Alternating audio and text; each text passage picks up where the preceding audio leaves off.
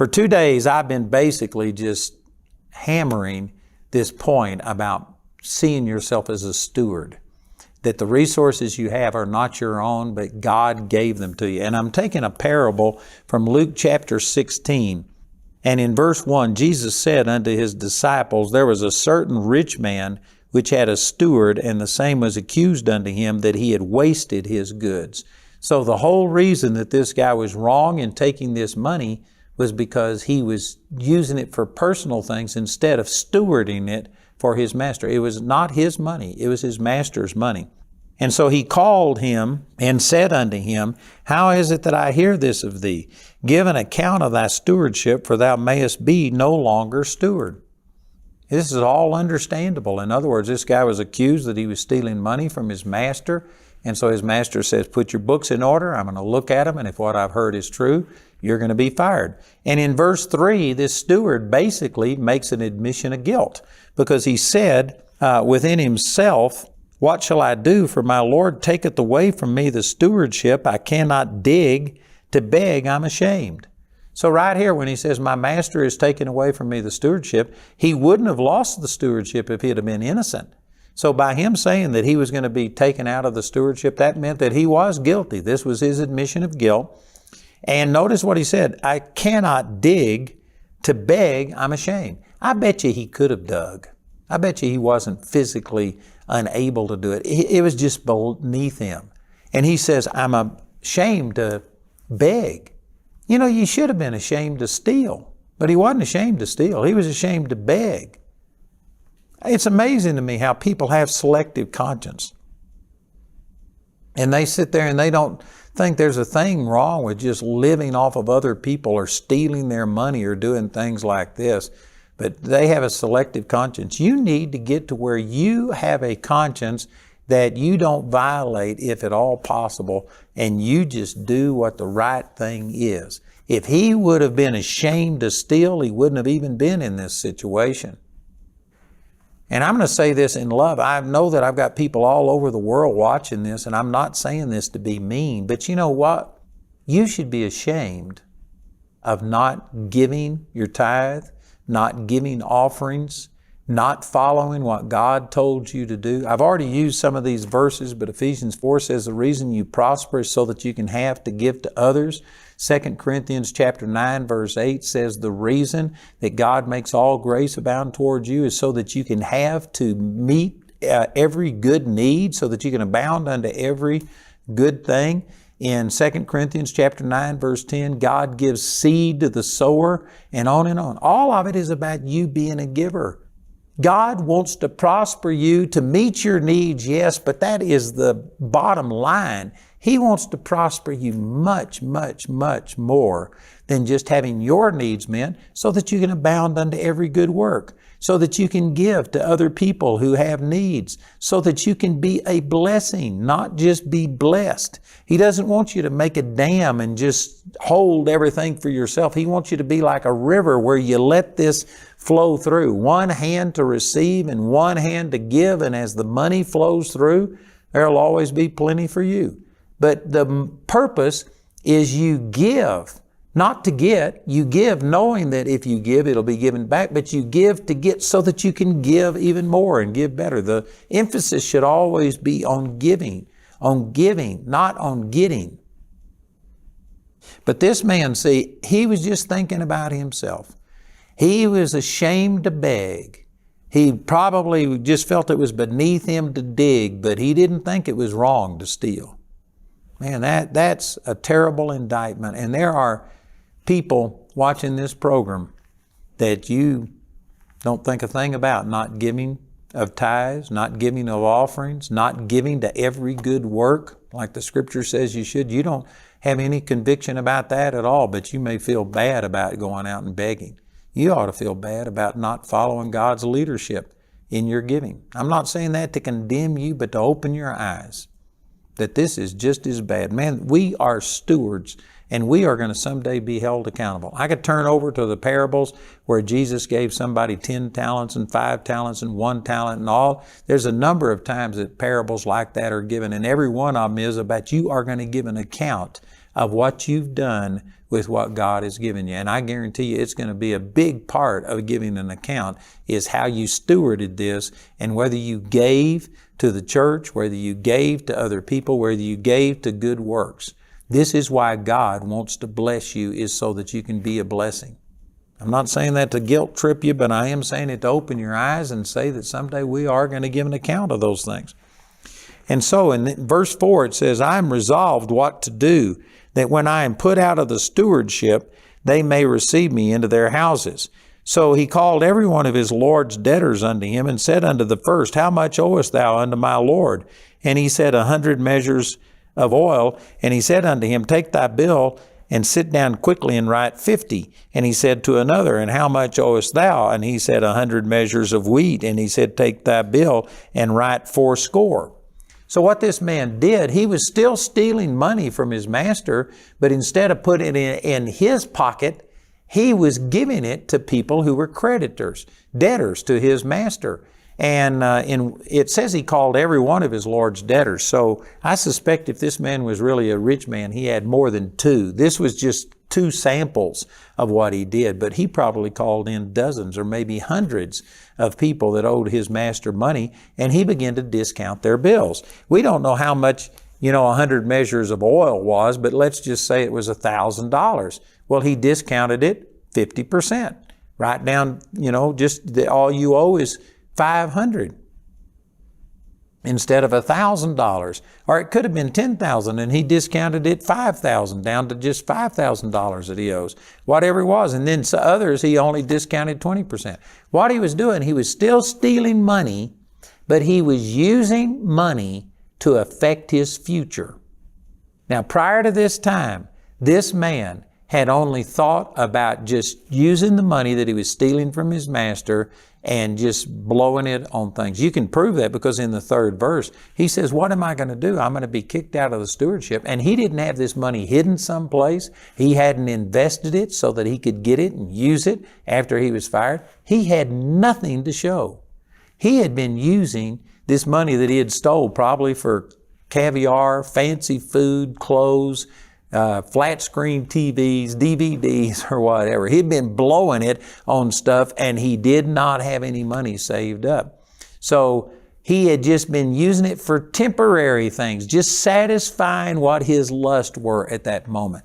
When he got under pressure, knowing that he was going to be fired, all of a sudden he got to thinking about the future. Now he was still stealing money. The master didn't commend him for stealing money, but the master finally commended him because he realized that, you could use the money that you were stealing for the future instead of just blowing it on temporary things. I tell you what, this is a fault that most people have today. Most people today, especially in developed countries like the United States, Britain, some of these places, where there's credit and you can get credit easy. People are told that, you can buy these things and not make any payments for 3 months. Or I've even saw one thing where you could go 5 years before you actually had to make payments on something. And so the mindset of people is, why should I wait and save up my money to buy something when they'll give it to me on credit and I'll just get it now and I can enjoy it now? Did you know there's a reason they do that? It's because they put a hook in that. They draw you in, and then the interest rate is even higher than if you'd have bought it just normal. But if you buy things on credit, typically you're going to pay twice what it's worth. But most people, rather than disciplining themselves and just saving up and then paying cash for the thing, they're going to take advantage of this credit. They're going to go in debt, and then they will mortgage their future because they are just so wanting it right now. My wife and I, we had a desire not to be in debt. And so instead of going out and buying a car that we could have qualified and we could have got a car on credit and just pay it out, what we did, we went and got a lesser car, a car that wasn't new, but we had enough money to buy it cash. And then we took the money that we would have spent on a car payment and we just put it in savings. And then the next time we went and bought, We still didn't have enough for a brand new car, but we could buy a better car, a pretty good car, because we'd been saving that money, and take the money that we would have paid on a car payment, and we just started saving it. And eventually we got to where we went and paid cash for our car. And now we've been decades that we just buy a car. Actually, I've had a lot of them given to me. The car that I'm driving right now, it was given to me.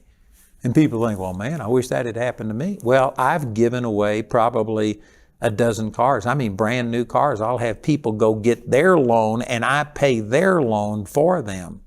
And so I've bought a dozen cars for other people. If you sow cars, you're going to get cars. Somebody would say, well, man, I wish somebody would do that for me. Well, what have you done for other people? Amen, or oh me. I'm not saying any of these things to criticize anybody, but I'm saying people hear a testimony like this and think, well, you're a preacher and people just do things for you. There's lots of preachers that don't have people buy cars for them. But if you sow cars, you're going to reap cars. You know, I was visiting with Creflo Dollar one time, and he's a personal friend of mine, and Creflo's just a blessing. He's been a great blessing to me. And anyway, people criticize Creflo. He drives a Rolls Royce.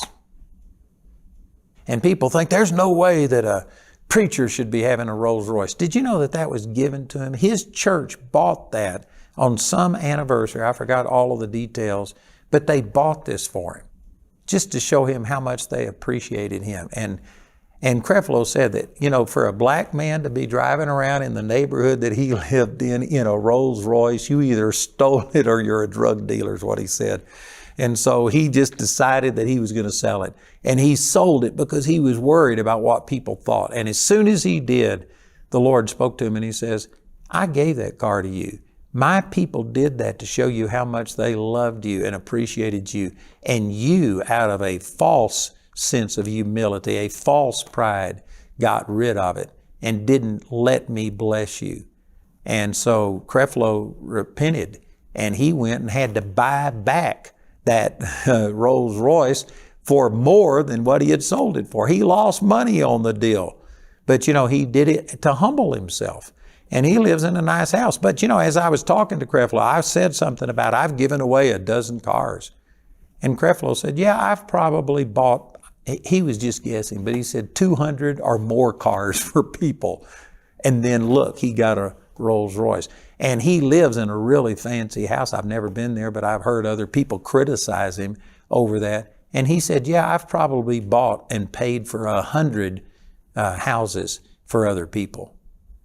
Now see, don't ever criticize a person's harvest until you see how much seed they've put in the ground.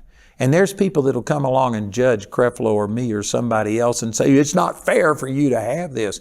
Well, you don't know what I've done. You don't know what I've sown. It's proportional. If you plant one little seed, you're only going to get one little plant back. You plant an entire field, don't criticize the person if they have to go get a truck to harvest it because they've planted so much.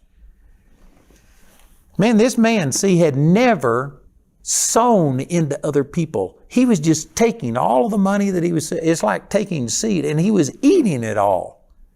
And you know, you can eat seeds and you can gain benefit from that, but I can guarantee you, if all you do is just eat your seed, there's coming a time you're going to be hungry.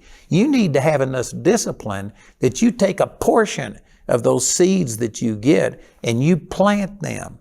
And then when you plant them, those seeds will begin to produce 100-fold, and you take all of that and then you take a portion of that and you plant it and you just keep doing this, and after a while you've got so much that you don't even have room enough to receive it. But the average person is sitting there thinking about, no, I want everything right now. So you go into debt, you pay 2 and 3 times what something is worth because you are so short-term thinking. You are just thinking about, I want what I want right now. And you aren't thinking about the future. This man, even though he was still stealing money from his master, at least he, under pressure, had to think about the future, and he started planning for the future. And basically what he was doing, instead of taking this money from his master and put it in his pocket, he started stealing money from his master and giving it to other people. And the logic behind it was that when he got fired, because he was guilty, and he knew he'd be fired. He could go knock on their doors and say, do you remember I discounted your bill $5,000, $10,000, $20,000, whatever it was? And he says, could you help me? Could I stay with you? Could you feed me for a while? And these people would be obligated. So he was basically still stealing money from his master, but he was using it to bribe people and affect his future. That's amazing. And the most amazing part of this whole story is in verse 8. This is Luke chapter 16, verse 8.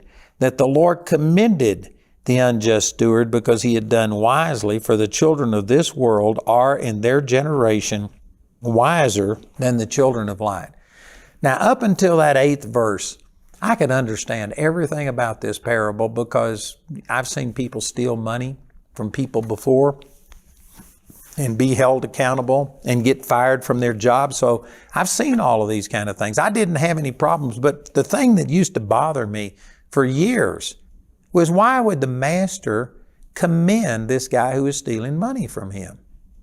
There's two things I want to point out. The first one I want to point out is about the master. This says volumes about this rich man who was able to compliment one of his employees who was stealing money from him and using it to bribe other people. How in the world could this man find anything to compliment a thief over? Let me just put it to you this way. If you found a thief in your house, and if he had one of your pillowcases and he was taking all of your silverware and your gold or anything that was of value, and he was filling this pillowcase, and you caught him right in the act, how many of you would go up to him and say, man, I must commend you that you are a pretty good thief. You broke through my security system. You are picking the best things. How many of you would find something to compliment a person over who is stealing from you? Most people would panic. There is something that goes straight from your wallet, a string that goes straight from your wallet to your heart. And if somebody touches something that's yours, you feel violated, you feel anger, hurt, all kinds of things. Most people, see, that's the way they'd respond. For this man to just look at his thief and compliment him. Finally, you're doing something good. Why in the world would he do that? What this says to me is that this man realized God was his source. He didn't look at his assets as, this is mine and this is what gives me worth and value, all of these assets. He knew that money was just a tool, and that's the reason he was a rich man, because he had a good attitude towards it. He didn't have a love of money. He was a businessman. He was a steward, and he was just stewarding. You know, here's another way of explaining this. If you remember the nursery rhyme about Jack and the Beanstalk, and he plants this bean and it goes up into the clouds, and he climbs this thing and he goes up there, and here's a giant on this cloud, and there is a goose that lays the golden eggs. And anyway, if you could understand that, if you had a goose that laid golden eggs, and if somebody stole one of your eggs, I'm not saying that you just don't care about it, that you just leave your golden eggs laying around for people to steal. That's not being a good steward. But if somebody stole one, it wouldn't devastate you because you got the goose. There's more where that comes from. And see, once you understand that God is your source, well, then you've got I hate to make this comparison, but hopefully you'll understand what I'm talking about. You've got the goose that lays the golden eggs. As long as God is your source, if somebody steals something from you, you're detached enough from it that you don't feel violated. It's like, I got more where that came from. And I know some of you think I'm weird, but I think you're weird for not taking advantage of what God has given you. You know, in 2002, my wife and I were evacuated from our house under mandatory evacuation because of the Haman fire that burned over 140,000 acres. And many of my neighbors were getting vans and filling up these moving trucks and stuff in anticipation that their house might burn down. So Jamie and I got some documents and some pictures and things like that. But then we prayed over our place and believed that God was going to protect it, and He did. And you can't even see that burn from our house. But instead of taking all of our things, we left them there, and we just believed God was going to protect us. But as we were leaving, Jamie said, I agree with you that God's going to protect us and that our house will be okay. But she said, you know what? If we lost everything, it's just stuff. She said we had fun getting it and we'd have fun getting it back. She said we'd get it back 7 times is what it says in Proverbs chapter 6. If you catch a thief, he has to restore 7-fold or give all the substance of his house. She says we'll get it back. She says it's no big deal. Man, what a great attitude. See, it's just stuff. But there's a lot of people that know this is precious and their life is bound up in things. Our life isn't bound up in things because we have a relationship with God and God has given us things, but if somebody stole it, we'll get it back. It's no problem. We had a person hit our car. I mean, when it was brand new, the day after I bought it, I was at church and a woman backed into the side door of my car. And when she saw it was me, she knew me and she just panicked. I can't believe I did this. And I said, it's just a car. It's no problem.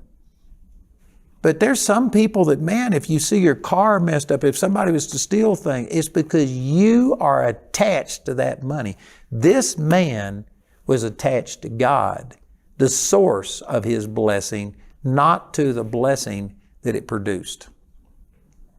Man, that's huge. That is huge. And I tell you, you need to get to a place to where God is your source. You love Him and you see Him. And it wouldn't matter if somebody stole stuff from you. It doesn't matter. You're going to get it back.